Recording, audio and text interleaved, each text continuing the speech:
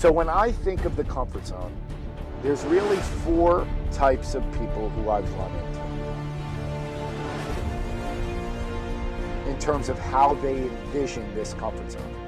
Okay, so we have one group of people that think it's this concrete wall that they cannot, under any circumstances, step outside a level of comfort that they're used to.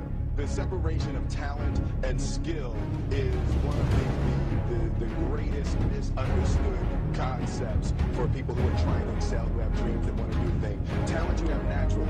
Skill is only developed by hours and hours and hours of being on your craft. I've never really viewed myself as particularly talented, where I excel